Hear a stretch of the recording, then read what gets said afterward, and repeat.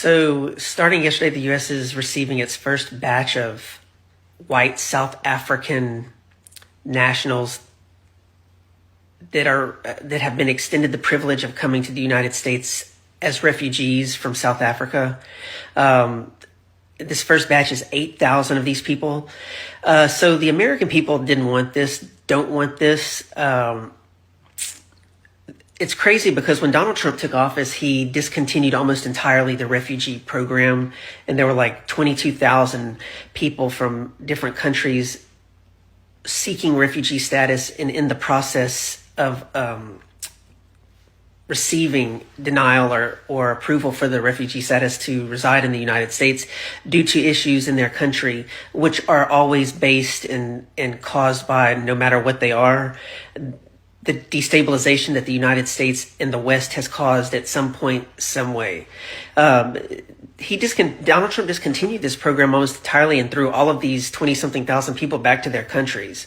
You come to the United States as a refugee because you're fleeing political persecution or ethnic persecution, political blah, blah, blah. It's forms of persecution. These Afrikaners are not being racially discriminated against, but I will tell you something. And I hope this is not taken the wrong way. I worked in South Africa in 2017 and 2018 for their National Assembly. And I was able to meet some of these characters because they have a party in the parliament there called the Vryheid something first party. It's a minority party, and their party fundamentals are based on the party is based on two fundamentals. Okay. These are very racist people. The most racist shit I have ever heard in my life come out of these people's mouths. And the fundamentals of their party, their politics, is the staunch opposition to affirmative action and the staunch opposition to Black economic empowerment. These people are descendants of the colonialists from the Netherlands. They came into South Africa in 1948 and before that, really.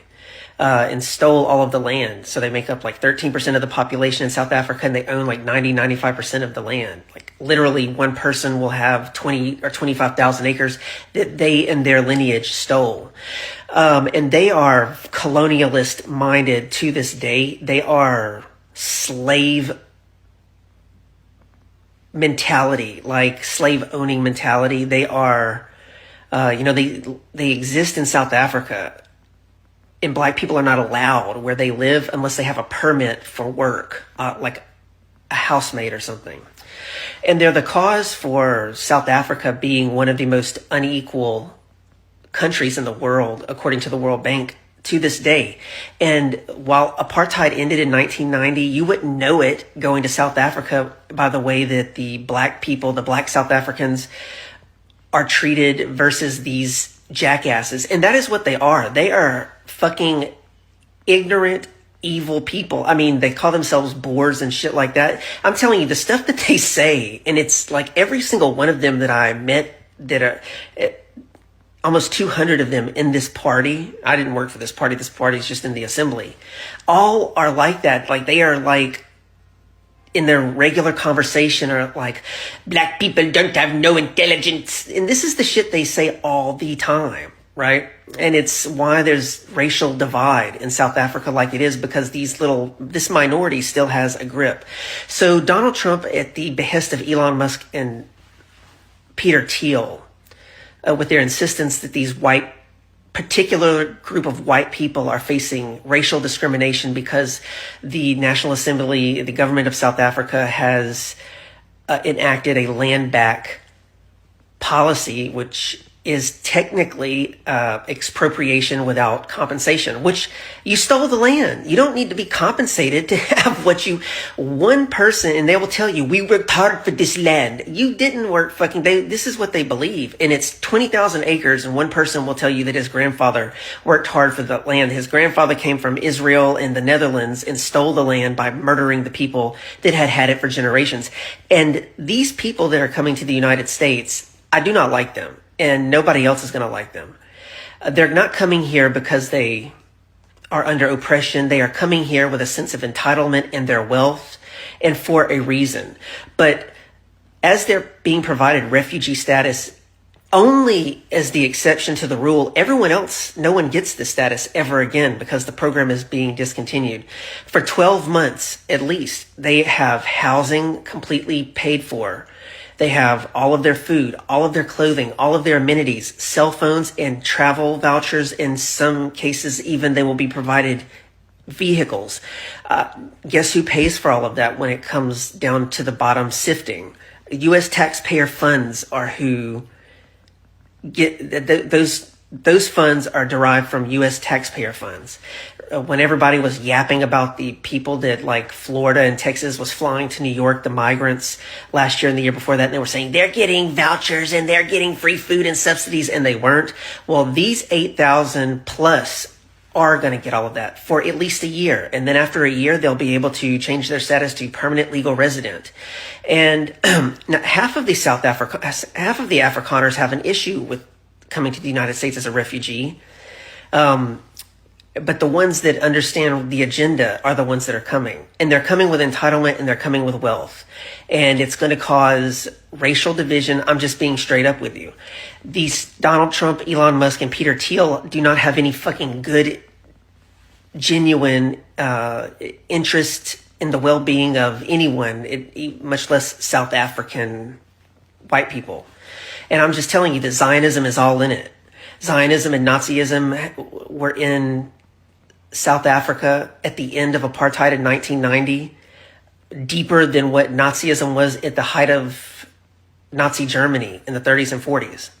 And we can't forget that in 1994, 4 years after apartheid ended, in the year that the first democratic election took place, conservatives in the U.S. Congress were wearing ribbons that said "Hang Mandela." And so this is the mentality of people that are coming here. And they have existed and maintained their apartheid mentality, and all that truth and reconciliation was just like denazification. It was all a sham and a show. And so these people are coming here and they're going to get U.S. taxpayer funded privilege for a year. Meanwhile, we're deporting U.S. citizens. We are at the threshold of suspending the writ of habeas corpus. Due process is something that is scoffed at. There are more homeless people now than ever before, including children who are without house, without food, without electricity, without running water. But these privileged white racist MFers are coming here under the guise of a refugee so that everything is funded, but for a different agenda than what is being let on to the American people. And largely, the American people don't even know anything about this happening. But the administration is so about it that they're going to Dulles Airport with a welcoming ceremony with a flock of government officials.